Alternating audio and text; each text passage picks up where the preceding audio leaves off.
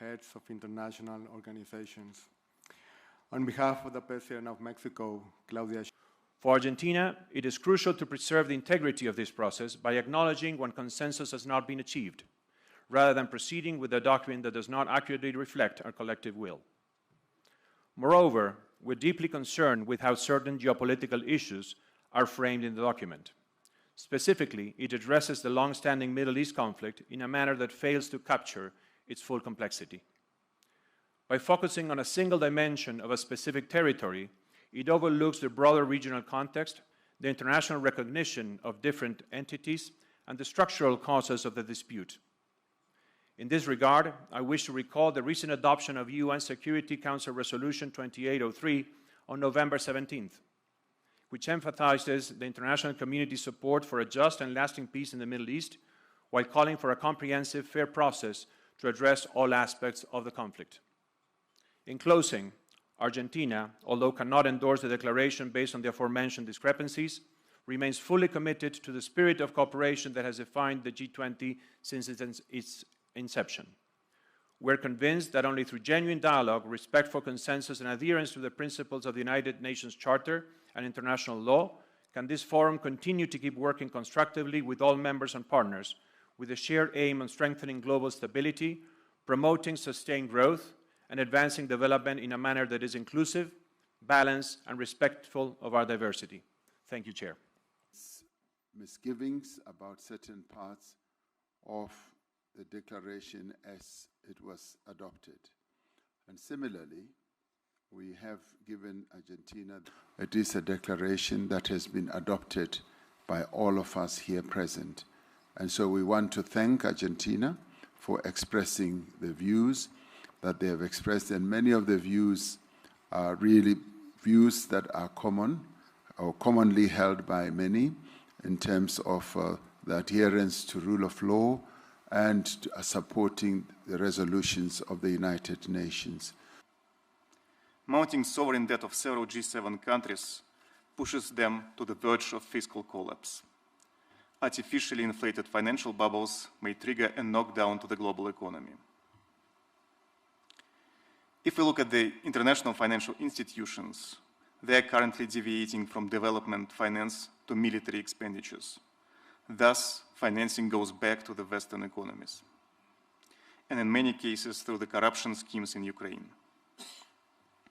The World Bank, for example, has provided Ukraine with more aid in 3 years than to all African countries combined. There have been many excellent interventions here today about rules on trade, rules on the way in which we engage with each other. My biggest worry right now is that we are not seeing enough multilateralism in 3 key conflicts that have been raging around the world. 1, Russia's war of aggression in Ukraine. 2, the situation in Gaza. And 3, the situation in Sudan. So I hope that we lean towards multilateralism. And let me say, coming from a small country, what I believe the West should do in this. I think the West should understand that the multilateral institutions that were created after World War II and that were upheld after the Cold War, the power structure of them is right now unfair.